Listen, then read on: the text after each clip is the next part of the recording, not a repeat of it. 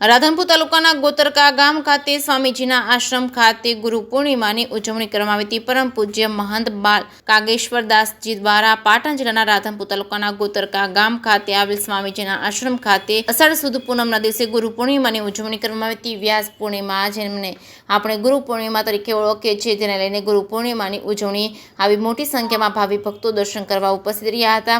ગુરુજીને દર્શન કરી ગુરુ પૂજન કરી ધન્યતા અનુભવી હતી। આ પ્રસંગે પરમ પૂજ્ય મહંત બાલ યોગેશ્વર દાસ બાપુના દર્શન કરી આશીર્વાદ લેતા રાધનપુર વિધાનસભાના પૂર્વ ધારાસભ્ય રઘુભાઈ દેસાઈ, રાધનપુર તાલુકા કોંગ્રેસ પ્રમુખ કરશનજી ઠાકોર અને આહિર સમાજના યુવા અગ્રણી નરેશભાઈ આહિર અને વીરાભાઈ આહિર, દેશુભાઈ નરેશભાઈની ટીમ તેમજ શૈલેષભાઈ ઠક્કર અન્ય ટ્રસ્ટીઓની ઉપસ્થિતિની અંદર ગોતરકા ગાદીપતિના આશીર્વાદ લઈ ગુરુ પૂર્ણિમાની ઉજવણી કરી હતી। ભજન ભોજન સાથે ભવ્ય ગુરુ પૂર્ણિમા યોજવામાં આવી હતી। કેસી ગુજરાતી સાથે મનુ ઠક્કર, રાધનપુર।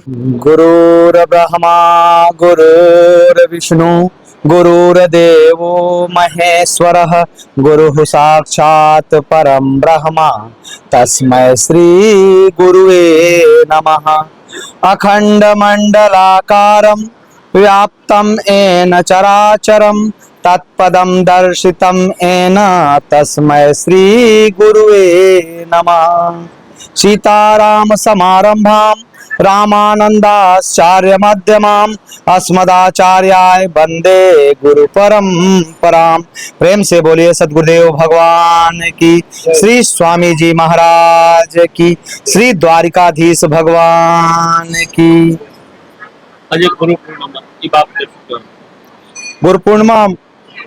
गुरु पूर्णिमा महामहोत्सव भारत के अपितु पूरे विश्व में आज मनाई जा रही है।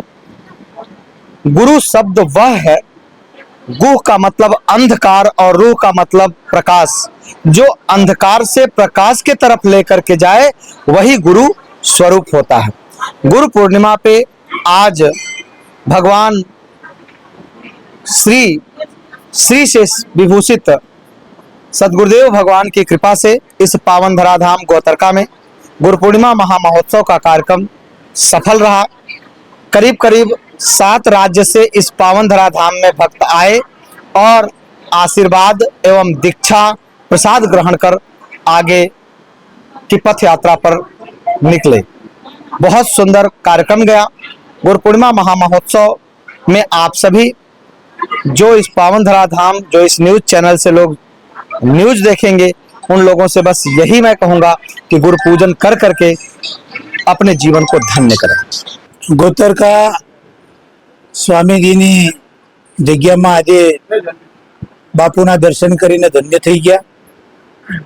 સાથે હિન્દુના સનાતન ધર્મનો આ સૌથી મોટો દિવસ અને ગુરુ અને ચેલા માટેના જે સંબંધો છે, આપણા જીવનમાં સૌથી મોટો ગુરુ આપણી માતા અને પિતા અને પછી આચાર્ય દેવો ભવ, ગુરુ દેવો ભવ।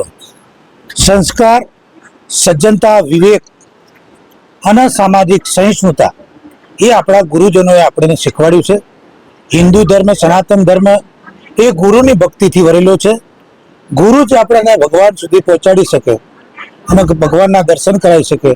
ગુરુ પૂર્ણિમાની હું સૌને શુભેચ્છા પાઠવું છું અને ગુરુને વંદના કરીને કહું છું કે સૌને સુખ, સંપત્તિ, સમૃદ્ધિ આપે એવા આશીર્વાદ આજે આપજો।